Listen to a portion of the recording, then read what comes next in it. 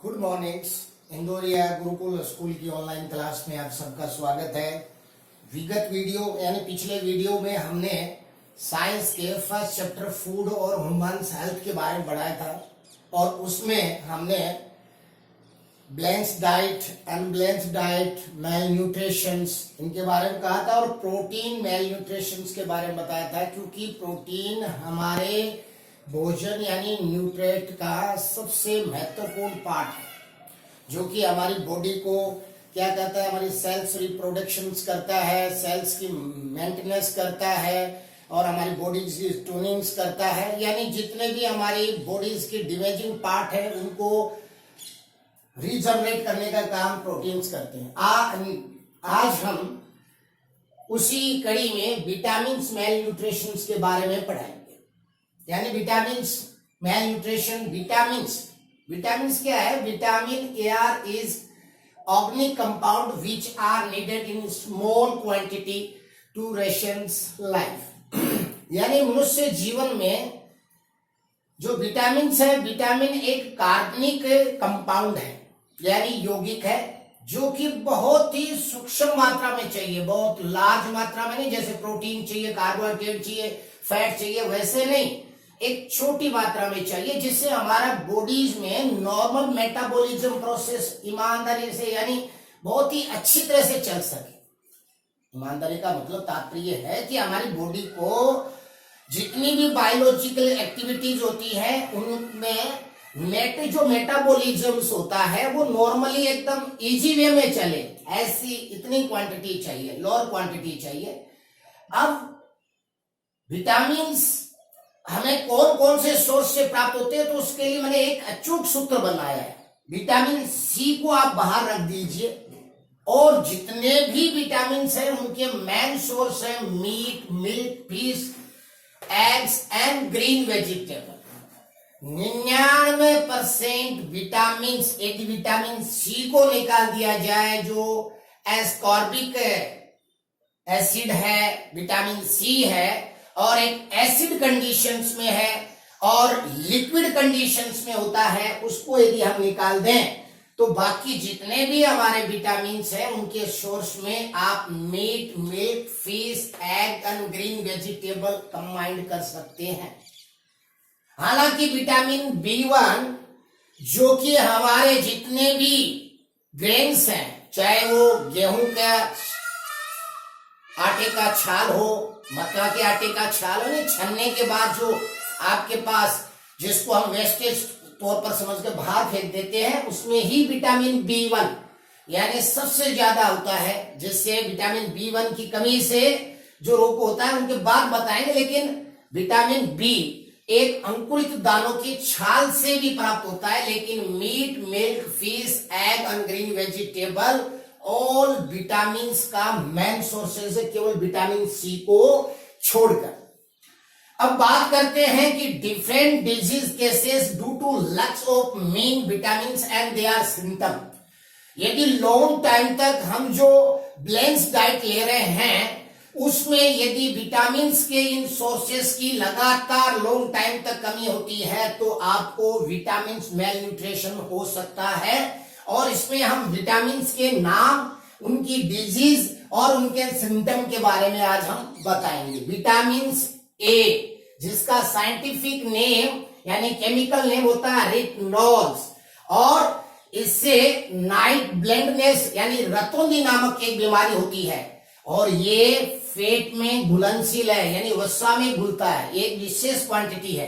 क्या है सिम्टम है इसमें, क्या कमी हो जाती है यदि रतौंधी रोग होती है? तो जैसा कि आप जैसे नाम जानते हैं, नाइट ब्लाइंडनेस यानी पुअर विजन यानी loss of vision in darkness, यानी नाइट में आपको दिखाई नहीं देता, इसे हम रतौंधी कहते हैं। उसके बाद आता है विटामिन B1 जिसको हम थायमिन, ये जल में घुलनशील है यानी वाटर सोल्यूटेड है और इनसे जो बीमारी होती है लॉन्ग टाइम तक यदि विटामिन B आपने अपने फूड में नहीं लिया तो बेरी नाम एक रोग होता है और इस रोग में क्या होता है, वीक मसल्स होती हैं, very little energy to work, lower heart beat होती है। कहने का तात्पर्य क्या है कि मांसपेशियां और तंत्रिकाएं कमजोर हो जाती हैं, भूख में कमी आ जाती है, और जब भूख में कमी आ जाती है तो आदमी में काम करने की शक्ति बहुत कम रहती है, हमेशा थका थका सा महसूस करता है। हृदय धड़कन, हार्ट बीट होती है जो 1 मिनट में 72 बार होती है, वो भी उसमें कुछ कमी आ जाती है। तो ये बेरी रोग के लक्षण होते हैं जो विटामिन B1। इसी बेरी रोग के बारे में मैं बता रहा था कि जितने भी हमारे धान हैं, जिसमें आप बाजरा हो, चावल हो, गेहूं हो, जौ हो, मक्का हो, जब इसको आटा पीसने के बाद इनके जब हम चालनी से छानते हैं तो जो चोकर बचता है, उस चोकर में ही विटामिन बी कॉम्प्लेक्स के प्रोटीन पोषक तत्व होते हैं, जो कि हम क्या कर देते हैं, हमने पशुओं को डाल देते हैं या फिर बाहर चिड़ियों को डाल देते हैं। ये हमारे हिंदुस्तान यानी रसोई की सबसे बुरी आदत है। इस वजह से हमें बेरी रोग हो जाता है और बी कॉम्प्लेक्स के हमें कैप्सूल खाने पड़ते हैं।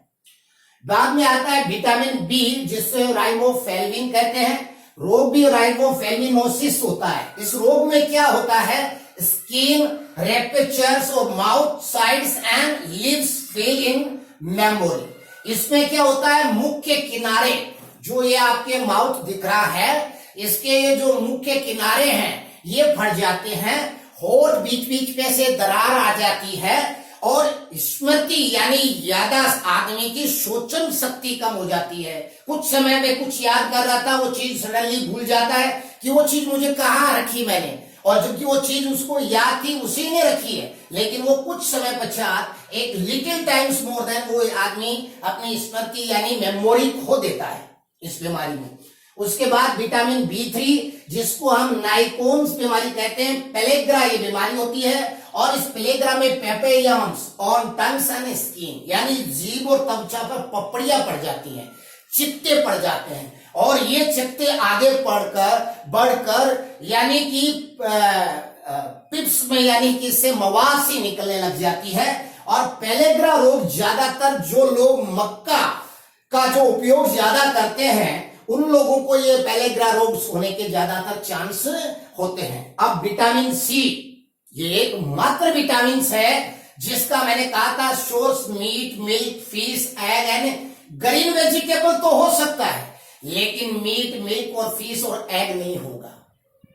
इसके सोर्स क्या होंगे विटामिन सी के, जितने भी श्योर फ्रूट्स हैं, जिसमें संतरा है, नींबू है, माल्टा है, किन्नू है, जो भी खट्टे फल हैं वो विटामिन सी के सोर्सेस हैं। या फ्रेश फूड है, जैसे ग्रीन मिर्च है यानी हरी ताजा मिर्च है, या हरी वेजिटेबल्स हैं, उनमें भी विटामिन सी पाया जाता है। इसकी वजह से ये स्कर्वी रोग हो जाता है, और ये ज्यादातर जो पानी की जहाज में जो लेबर, सीमेंस और जो सीपीआर्स काम करते हैं, उनको ये अक्सर बीमारी हो जाती है, क्योंकि ये फ्रेश फूड से बहुत दूर, कोसों तक दूर रहते हैं। और इसमें क्या होता है, bleeding for gums and rise of skin, यानी कि मशोड़ों से थोड़ा सा फोर्स लगाने पर उनके दांतों से खून निकलने स्टार्ट हो जाते हैं, और त्वचा पर चित्ते बन जाते हैं, स्पॉट बन जाते हैं, फिर इनमें दाहियां बन जाती हैं, दरार बन जाती है, जिससे कि मश यानी कि पीप यानी कि एक प्रकार का मतलब बैड यानी द्रव जैसा निकलने लग जाता है, उसमें बहुत बड़ा पेन होता है।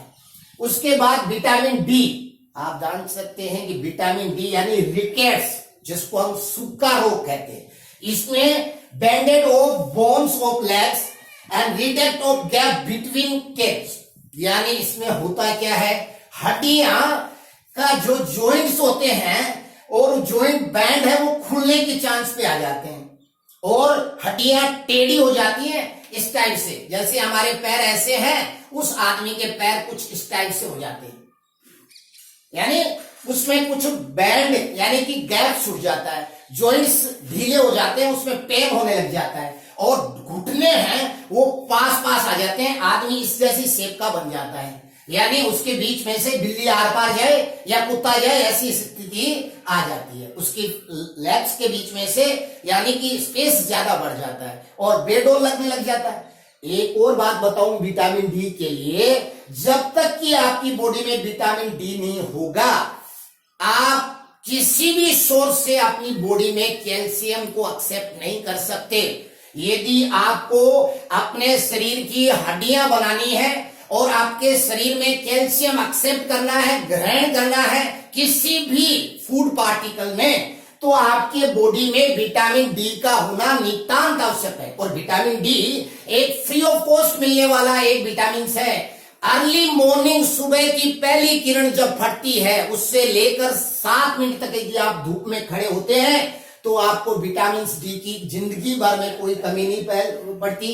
हमारे ऋषि मुनि आदि काल में ये सूर्य दर्शन किया करते थे। वो सूर्य दर्शन विटामिन डी के सोर्स को प्राप्त करने का एकमात्र जरिया था। और जिस इंसान की बॉडी में विटामिन डी भरपूर मात्रा में है, वो किसी भी सोर्स को, चाहे वो दही खा ले, दूध पी ले और चाय पी ले या किसी ग्रीन वेजिटेबल को खा ले, वो कैल्शियम की यानी कैल्शियम मिनरल की पूर्ति कर लेगा। यदि विटामिन डी नहीं है तो आप कितना भी कैल्शियम वाला प्रोडक्ट खा लीजिए, सोर्स खा लीजिए, आपके शरीर में विटामिन सी नहीं, यानी विटामिन मिनरल्स यानी विटामिन डी है तो आपकी बॉडी कैल्शियम मिनरल को एक्सेप्ट करेगी। यदि विटामिन डी नहीं है तो आपकी बॉडी कैल्शियम मिनरल को किसी भी क्षण एक्सेप्ट नहीं करेगी। उसके बाद आती है विटामिन ई, जो कि टेकोफिरोल कहलाता है। यानी इसमें क्या होता है, स्टेलिडिंग हो जाती है और पैरालिसिस होने के चांस होते हैं। इसमें क्या होता है कि यूरेथ्रा में जनन उपकला यानी कि जो प्रोडक्शन रिप्रोडक्शन जो मेम्ब्रेन एपिथेलियम होती है वो क्षतिग्रस्त हो जाती है और इससे जो फीमेल है उनमें बंधता यानी बाल्ज बनाना स्टार्ट हो जाता है और पुरुषों में नपुंसकलिंगता आ जाती है। साथ ही इसमें मांसपेशियां कमजोर होने की वजह से आपको किसी भी अंग पर लकवा भी मार सकता है। ये चांस होते हैं विटामिन ई में, जिसका साइंटिफिक नेम है टेकोफिरोल, जो वसा यानी फेट में घुलनशील है। उसके बाद है विटामिन के, जिसको हम फाइलोक्विनोन कहते हैं, साइंटिफिक नेम है। और इसकी वजह से हेमरेज नामक डिजीज होता है। ये होता क्या है, इसमें रक्त का थक्का नहीं बनता। ऑलमोस्ट ये आदमी होता है, हमारी माताएं हैं, हमारी बहनें हैं, रसोई घर में कोई सब्जी काटनी होती है, अचानक उनका ध्यान चुक जाता है और उनके चाकू उनकी अंगुली पे गिर जाता है और वहां से ब्लीडिंग होना स्टार्ट हो जाता है। यदि हमारी माताएं और बहनें इनमें यदि ये विटामिन के ना हो तो रक्त का थक्का नहीं बनेगा। आप जानते हैं कि खून एक बहुत ही एक्सपेंसिव मतलब लिक्विड्स है जो कि बाजार में नहीं मिलता और ये 5 लीटर होता है औसतन मनुष्य में। और यदि ये लगातार बहता रहा तो वो आदमी क्या होगा, मर भी सकता है। इसलिए इस जैसे आदमी में विटामिन के की कमी से रक्त का थक्का नहीं जमेगा और खून लगातार बहता रहेगा। और इसी से एक जेनेटिक्स बीमारी हेमोफीलिया भी होती है। लेकिन कैल्शियम को हम प्राप्त करने के लिए vitamin K, vitamin E, vitamin D, vitamin B3, vitamin B2, vitamin B1 and vitamin A को हम meat, milk, fish, egg and green vegetable से प्राप्त कर सकते हैं। और विटामिन केवल सी खट्टे फलों से प्राप्त हो सकता है। तो आज हम केवल विटामिन मेल न्यूट्रिशन के बारे में ही बता रहे हैं। थैंक्स। नेक्स्ट वीडियो में अगेन दोबारा मिलेंगे आपसे।